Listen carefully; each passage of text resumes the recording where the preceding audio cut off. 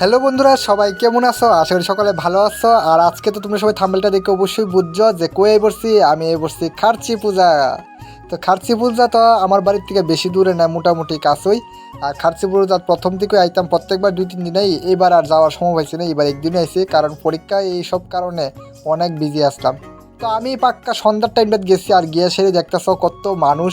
আর খার্চি পূজার ভিতরে কিন্তু প্রত্যেক দিন লাখ লাখ মানুষ হয়। আর সেখানে কিন্তু পূজার ভিতরে গিয়ে অনেক কিছু দেখতেছে, আর অনেক মানুষ এসেছে, অনেক পরিচিত আত্মীয় স্বজন সবার সঙ্গেই মানে দেখা হয়েছে। তো আমার বাড়ির থেকে কিন্তু আমি এখন একলই গেছি। আর আমার বাড়ির মানুষ আছে মেলার মধ্যেই, তো দেখা যাক তারা কই আছে। তো খুঁজে যে বাই করবো, আগে একটু গুইরালি। তো এইদিকে আই পড়ছে, আর আমার সঙ্গে আমার বন্ধু তারা অনেকটাই আসলো, কোথায় আসতে আইব, কিন্তু তারা যে সময় আইব আমার সময় হইতো না। তো তার জন্য আমি একলই আই পড়ছি আজকে। আর আমার বাড়ির মানুষ আছে, তো আমার সঙ্গে আমার দিদি বোন জামাই তারা সবাই আইছে। তো তোমরা সবাই লোকে দেখা হলে অবশ্যই দেখামো, তোমরা সবাই ভিডিওটা সবটা দেখো। আশা করি অনেক ভালো লাগবো।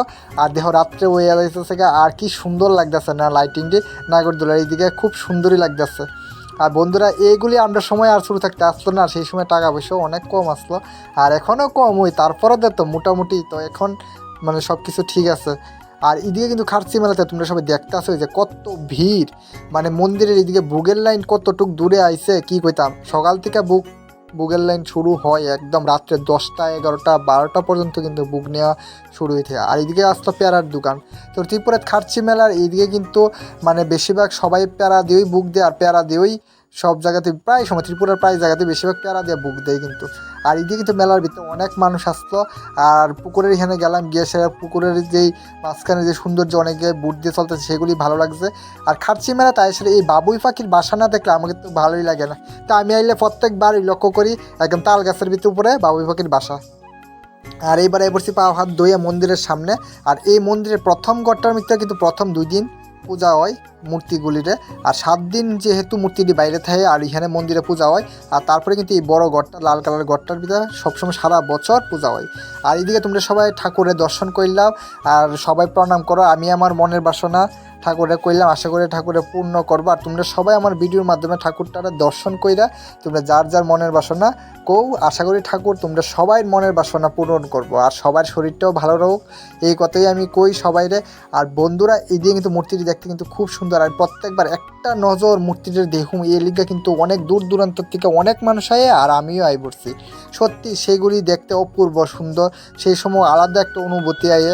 সত্যি এত দূরের থেকে এত মানুষ, এত ভক্তবৃন্দ সবাই আয়ে, তো অনেকটাই ভালো লাগে। আর এই যে ঘন্টি আসতে, তো ঘন্টিটি আমি বাড়ি দিলাম, দিয়ে সেরে এবার দেখতেছি কত মানুষের কত দিকে যাইতেছে। আর মূর্তি পূজা, আর এদিকে বুকের লাইন আসছে, এই যে মানে সবাই ভোগ এদিকে তো দিতেছে ঠাকুরের কাছে। আর এদিকে কিন্তু 14 দেবতার মাতাবাড়ির এই দেখো এই ঘরটা যে দেখতেছ, ওইদিকে একটা ঘর আছে বুড়ির ঘর। আর এদিকে বড় যে এই দেখো লাল কালার যে বিল্ডিংটা, এটারে খুব সুন্দর করে লাইটিং দিয়ে সাজাইছে। তোমরা সবাই আমি দেখাইতেছি একটু। এই ঘরটার ভিতরে কিন্তু সবসময় থাকে এই দেখো বন্ধুরা। তো এইদিকে আছে এই ঘরটার ভিতরে সবসময় মূর্তিটা থাকে।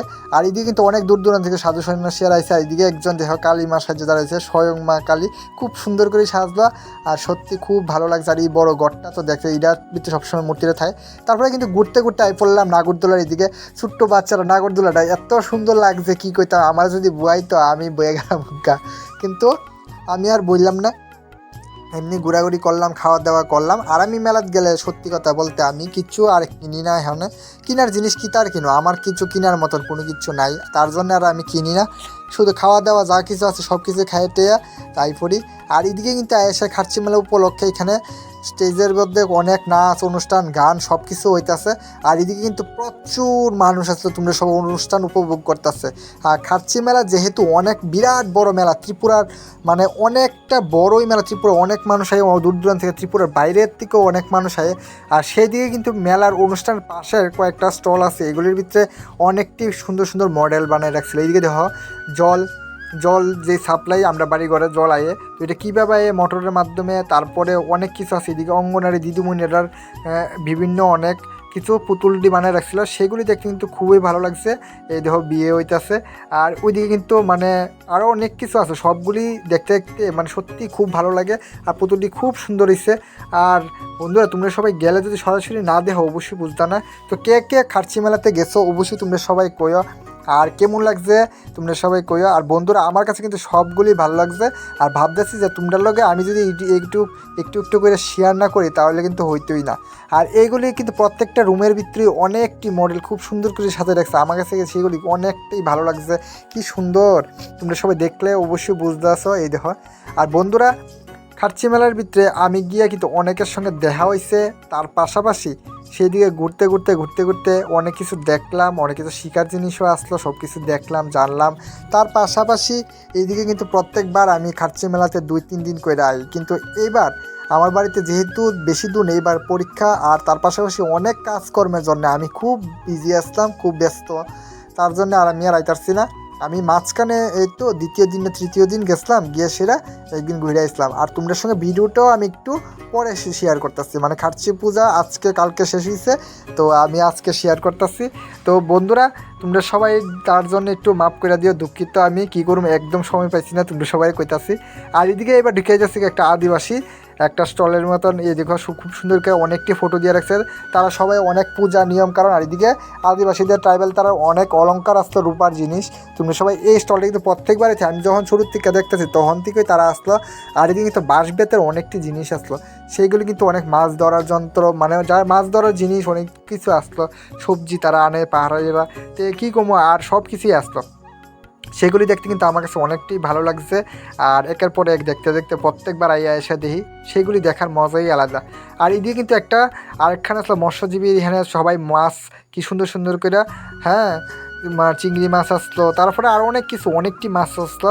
সত্যি সেইগুলি দেখতে খুবই ভালো লাগে। সবাই তো সেই বাচ্চারা এইগুলির ভিতরে আইলে মানে কী করবো কী না, তারা দেখতেছে ফিশ ট্যাঙ্কটি দেখতে খুব সুন্দর লাগে।